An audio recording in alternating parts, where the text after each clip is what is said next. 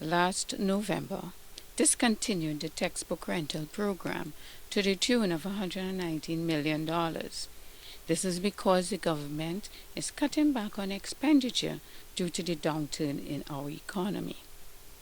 However, we need to get our children to school with their textbooks.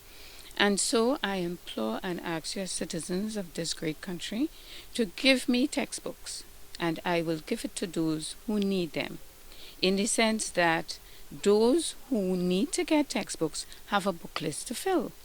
And so when you give me books, I supply them with the books as they require.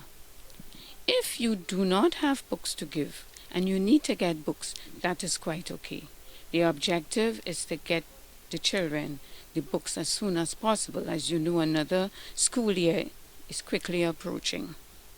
I would also like to state that I am thanking those who have helped me thus far.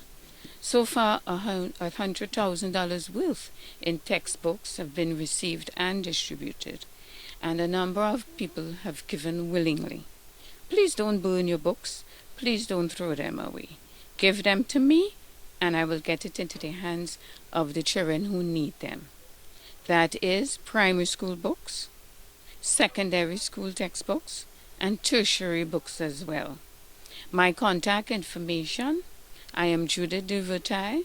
My telephone number is 333-3173. My email address is paideuo4@hotmail.com.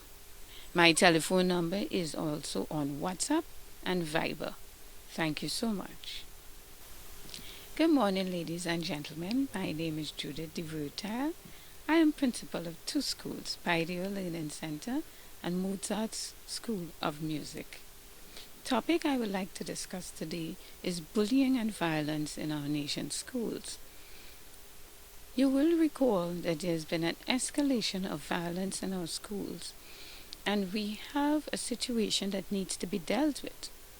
Of course, I know that the Ministry of Education, the Prime Minister himself, and other key people have been trying to come to terms with the situation and the solution. I would like to offer a solution. It's called homeschooling. Homeschooling has picked up in the United States to the extent that 3 million children were being homeschooled in 2010. Originally, homeschooling was not to deal with delinquent children. In fact, it was a way for parents to get a handle on their children in terms of moral instructions and the right way that they would like their young charges to grow up. However, seeing the fact that we need an urgent situation right now, homeschooling will bring a number of players into the scheme of things: psychologists, social workers, probation officers, and the like. Also, the Attorney General's office will have to come in here in the sense that we will have to amend Act number 22 of 2005 of the Trinidad and Tobago Constitution as it pertains to education. Because if we go ahead with homeschooling on a full-fledged basis, we will be breaking our own laws. So that will have to be amended before we can introduce homeschooling. But I trust that the teachers and the principals would be able to further cash in on this idea.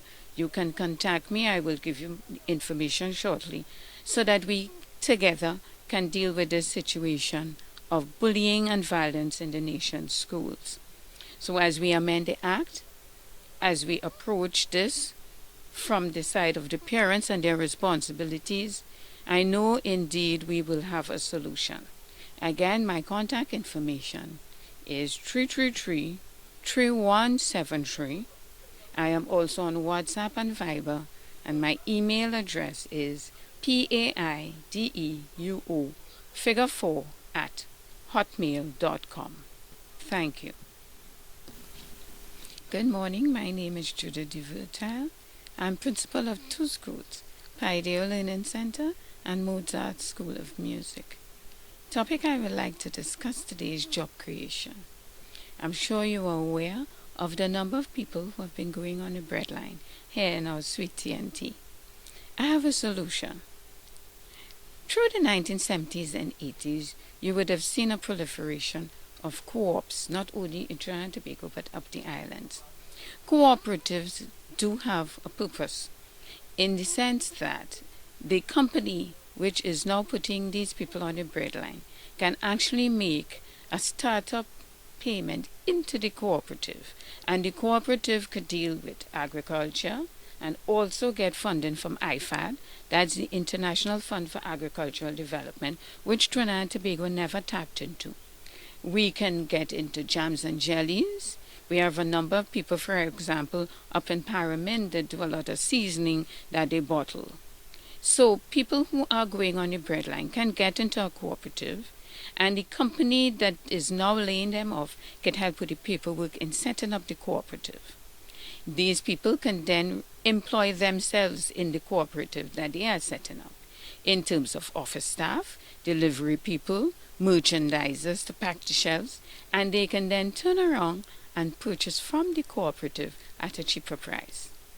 So we need to put these objectives in place as a solution to the number of people who are presently unemployed.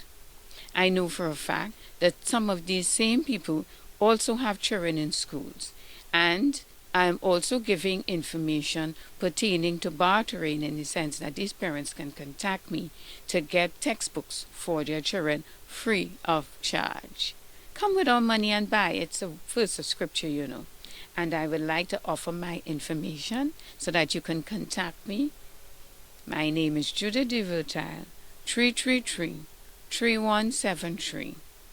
Email address paideuo figure 4 @hotmail.com.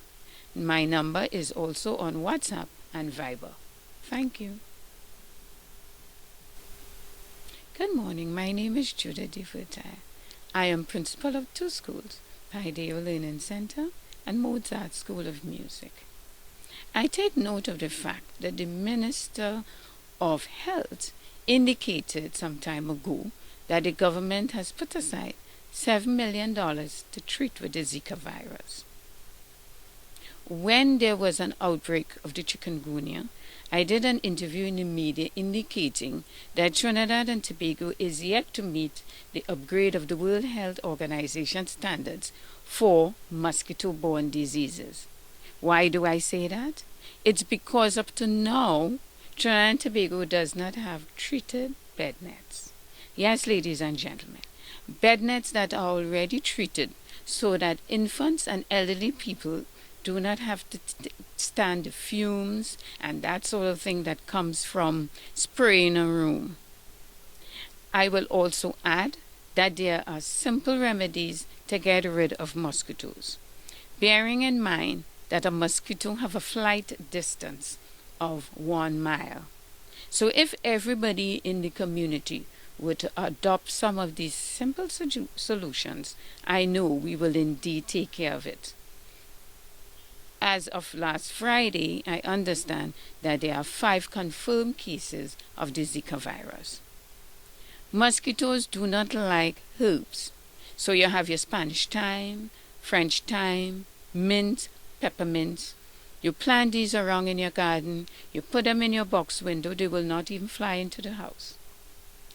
If you are not a person to pot around with the plants, you can get eucalyptus oil and you can make eucalyptus candles. You take the small, flat, stubby candles, pour the eucalyptus oil on it and light the candle. There are also eucalyptus candles on sale at some convenience stores. When you light it, the mosquito will not even come into the house. There are also screens that you can use over your windows to prevent the mosquitoes coming in. And in using the treated bed nets, there is a way to use the bed nets so that the mosquitoes will not be under there with you. Ladies and gentlemen, there is nothing new under the sun. There is a solution for everything. And I trust that with these tips, you can help yourselves right at home, and I trust that the government will indeed purchase treated bed nets so that it could be available for the regular citizens. My contact information is 333-3173. Or you can contact me via email PAIDEUO figure 4 at hotmail.com. My number is also on WhatsApp and Viber. Thank you.